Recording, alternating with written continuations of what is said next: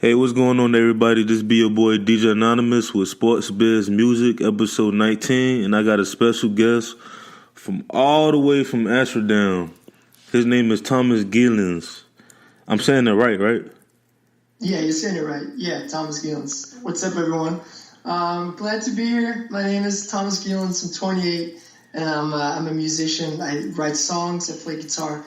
I'm now working on my first EP, and I'm super glad to be here. So thank you, man. No problem, man. Before we get into heavy details, I always ask people that come on the show, what started your passion and love for music? Where did it all started? Where did it all start? Yeah, that's a very distinctive moment. It's about 8 years ago. I was sitting in New York City in Central Park on a bench, and thinking what am I going to do with my life? Whatever. 21 years old, and then lyrics just started popping in my head, English lyrics, and I was like, okay, I cannot ignore that side of me anymore. I cannot ignore the fact that I'm like a vessel or something for music. And then I flew home. I quit my full-time job. I got a part-time job, and I just started practicing and rehearsing every day for the last 8 years. And now I'm ready to step into the light. Yeah, because you say you're working on the EP right now, right? Exactly, yeah, about 4 songs. Yep. 4 songs. So how's the process so far with the EP? It's hard because I've been releasing singles, and singles are like it's like an introduction to what you're doing or what you're gonna do. So it's hard to keep like I don't want to say hits, but I want to say more potent songs that could be more like big songs. You want to keep those until the timing is right, and that's hard because when you're gonna release them, you want to be very confident in what you're releasing. So that's pretty hard to get to a point where I'm satisfied with the recording. But it's going pretty well. I still got a couple of months. I'm going to release it in June, like mid-June. So I still got a couple of months, but I'm already doing like pre-production and getting people around my place and practicing. So yeah, it's going pretty well. So yeah, because I see that I heard a couple tracks, Sweet Darling B and I'm Gone.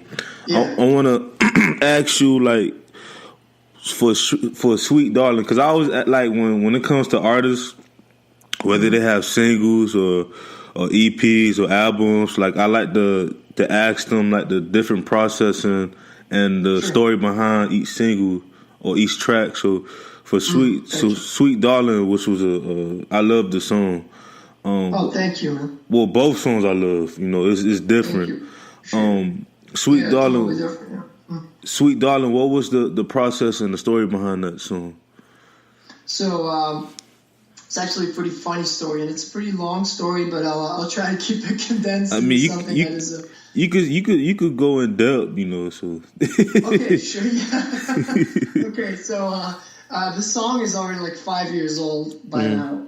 I had a huge crush on this girl, and her name was Britt. She worked at this local like diner place, and I would eat there and drink there, and we would look at each other but never really connect with each other, and which was okay, But then I went home, and being the singer-songwriter guy I am, I grabbed my guitar and started to write a song about the girl who was just in my life, and that's how the whole phrase came to be, the whole Sweet Darling B. That's basically referring to her. But the song is a total rewrite because the rest of the verse is if you're stuck inside tomorrow, scared of what you can't see, or whatever. Yes. That whole part is actually just a couple of months old because it used to be a whole different song. And then I got feedback from someone in Nashville who said the story doesn't make sense. It's not you don't have a setup and a release or whatever. And then I started working on it again, and then I finished it into the song that it is right now. Well, you had a someone from Nashville, Tennessee. Exactly. Yeah. Yeah. So you networking this exactly. Yeah. I appreciate that. I'm sorry to cut you off. No, you're good. Because I always tell artists, no matter what type of music that you do, networking, well, any industry, period, networking is always important. Like, you know, even me and you right now, even though we're doing the podcast interview, it's still network, you know what I'm saying? Like, you have, now you have a connection from someone that's in, you know, Miami, Florida. So it's like, it's very important to have that. So when you get, you're right, man. Yeah, and you're 100% right, because I'm actually planning a U.S. tour, a solo tour, just for 3 months to go everywhere, play everywhere I can, play every open mic I can, just you know, connect with people. And you're right, I would never be able to set a tour like that up if I wouldn't be like networking with people online. And yeah, it's great. It's great. I think the internet is a great tool, and I think a lot of artists really underappreciate the value that the internet brings. It gives you a platform. It gives everyone a platform, which means the competition is out there, but the opportunity is out there too, you know. Yeah, man.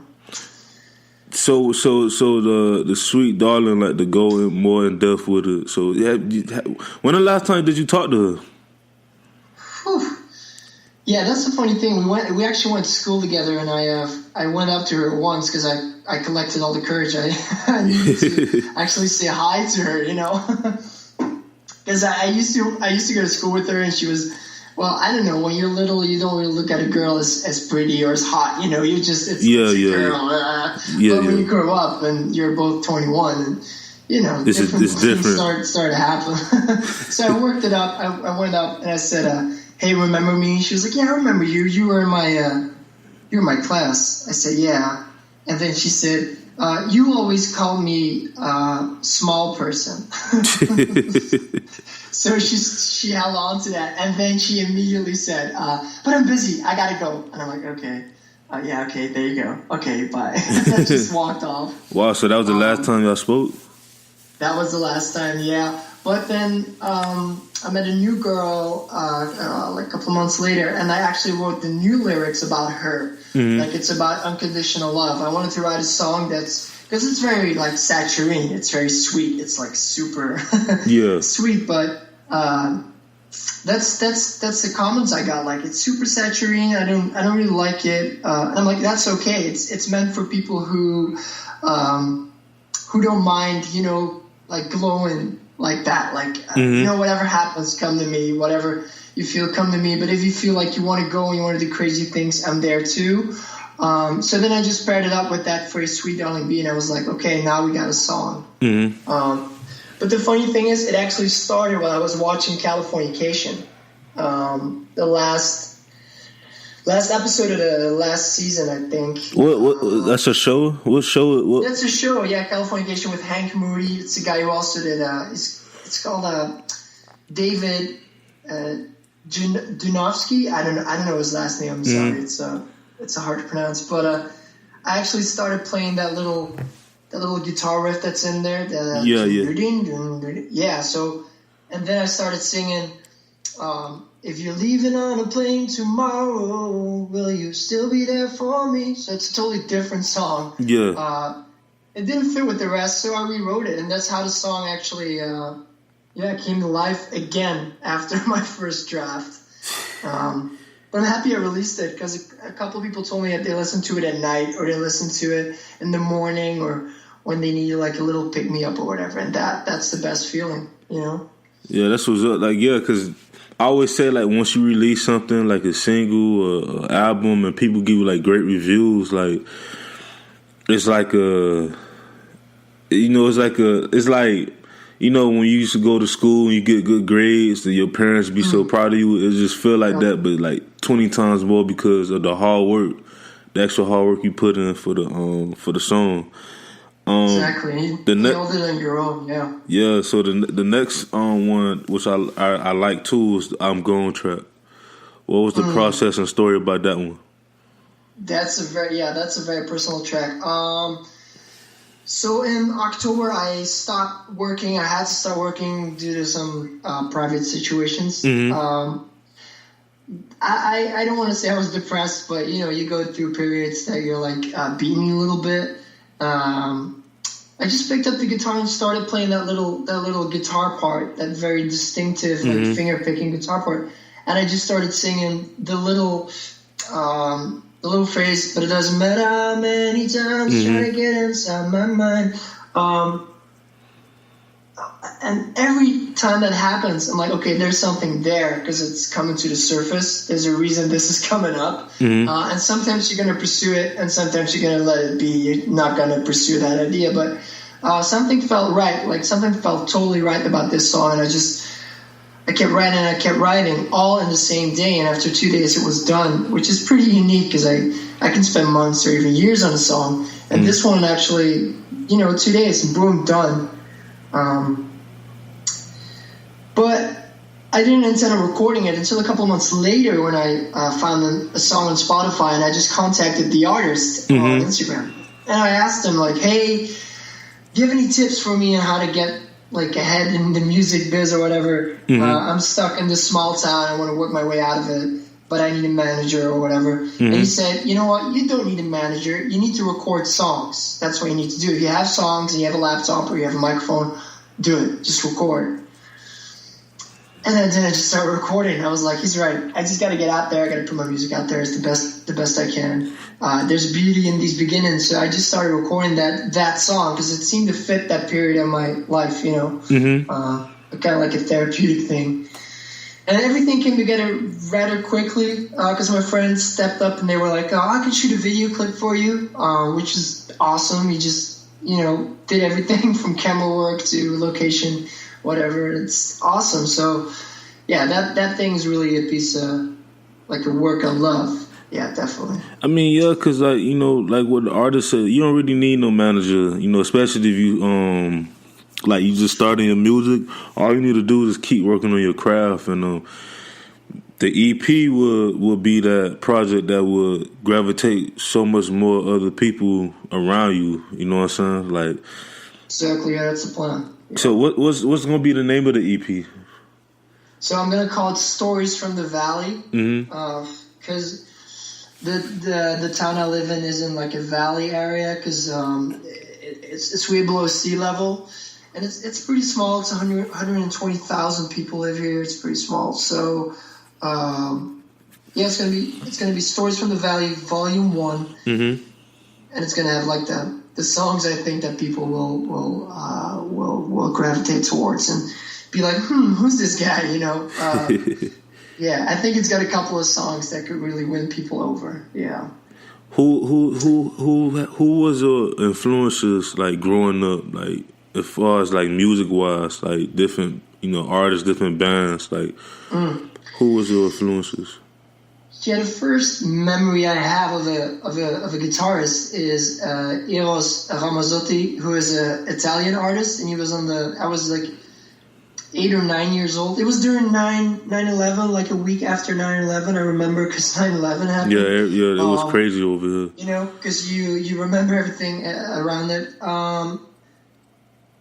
So I saw that show, and I remember this guy laying on a stage with a guitar on his body, and he was just on the floor of the stage, and people were just screaming. He was playing, which is my first like recollection of music.